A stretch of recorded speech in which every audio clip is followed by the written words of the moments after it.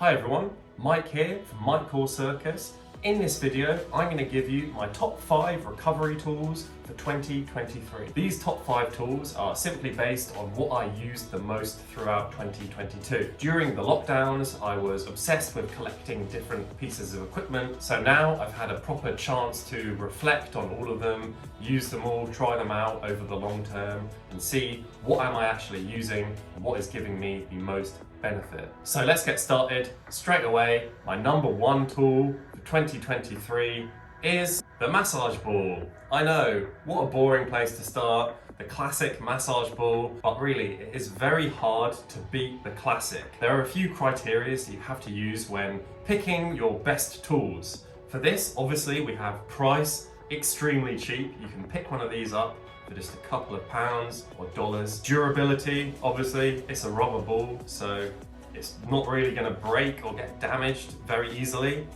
Portability, it's tiny, you can put it in any bag, doesn't take up space, doesn't weigh too much. And then obviously the ease of use and the amount of different things that you can use it for. There's a huge range of uses with the massage ball. You can do various degrees of pressure by leaning or pushing your weight more into it. With a bit of practice and experimentation, you can pretty much massage any part of your body with the massage ball. Sometimes you have to be lying, sometimes you have to do it against a wall, sometimes you might have to either contour or move your limbs in a certain way to hit a certain area, but with enough practice, you can really get a full body massage with just a massage ball. For tool number 2, we have the massage gun. I'm not even particularly recommending this brand. You can get much better than this. This is an old cheap model I got from Amazon, but most of them are very similar in terms of what they can do. I generally like to use my massage gun before and after exercise. The gist of using the massage gun before exercise is essentially you want to increase blood flow to your muscles. You want to prime your muscles. You want to warm up. This can be done by, swinging your arm around. You can do this by doing some, light exercise. You could do this by, stretching around, sort of limbering up. You could do it by hitting your arm, slapping technique.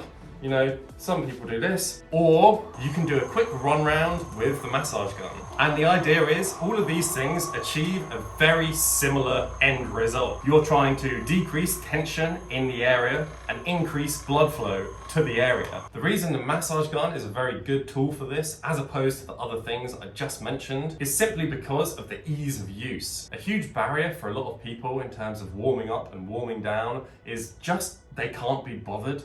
So I know that sounds stupid, but you really need to find tools that are going to make things easy and comfortable enough for you to be bothered.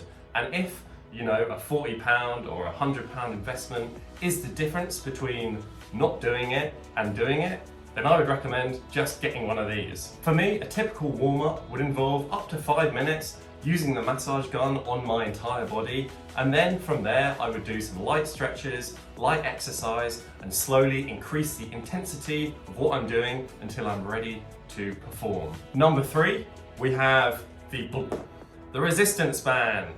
You're going to need to find a weight that suits you. This one is about 30 to 60 pounds, and the beauty of the resistance band is that there really is so many different exercises that you can do with this one piece of equipment. There are ways to increase the difficulty of everything you do. For example, doing another loop around the resistance band is likely to make it tighter, a little bit harder to pull. This has definitely become my preferred way of warming up before a show.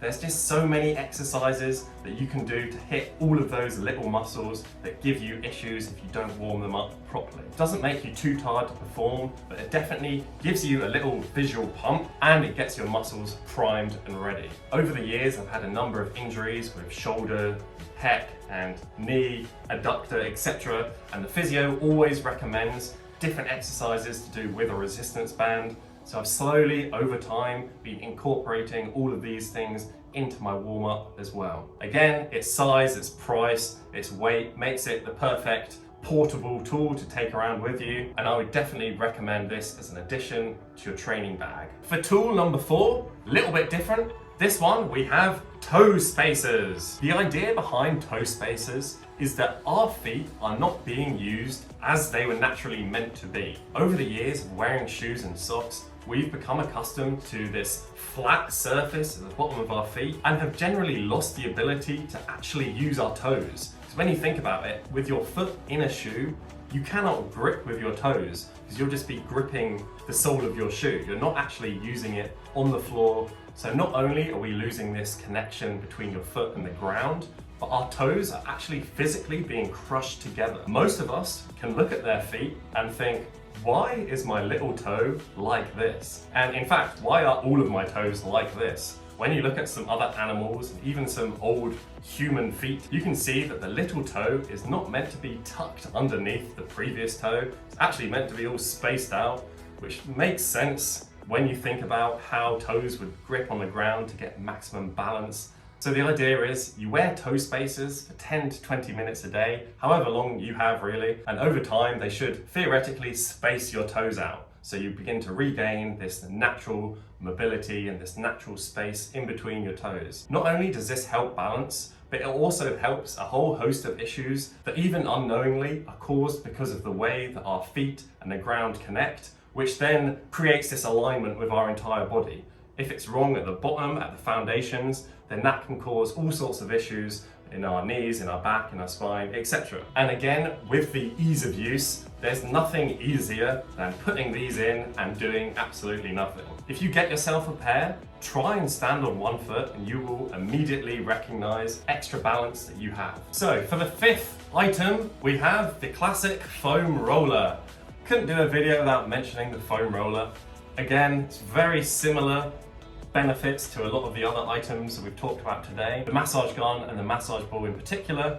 This is just another tool for a similar purpose. There are certain things that are much, much easier to do on the foam roller than they are with the massage ball. Also, at night, when I'm doing my daily massage at the end of the day, I quite like to use the foam roller in conjunction with a massage ball, sometimes even as a little neck rest. But generally, I find my sessions most effective when I combine the two tools. You can definitely get more pressure with a massage ball because of the nature of how small and pinpointed it is.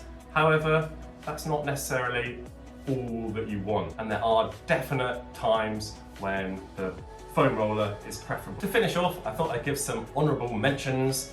We've got the yoga wheel. I do use this daily just to click my back and to stretch out before sleep. So for that purpose, I think it's worth saying I like this. I do use it daily. Second, we've got the neck massager. This is actually a pretty good tool. Like, you really can get your neck very well with it. Although the only disadvantage is you can just get the neck. In this day and age, we're spending so much time on our phones and down at the computer screen or the keyboard. Neck injuries are very common, so this is worth looking at if it's something that bothers you. Finally, we've got the physio stick. When I first got this, I did think I'd use it much, much more than I am using it. It's very good to get certain areas in your back and shoulders, and you really can apply a lot of pressure with just a small pull. It's also very nice to use just sitting down, watching TV. Doesn't really add a lot of effort or anything into your routine. I hope you enjoyed today's video. Please let me know what you thought in the comments. Leave me a like if you liked it. Subscribe for more videos like this and other circus videos. Thank you for watching. See you next time.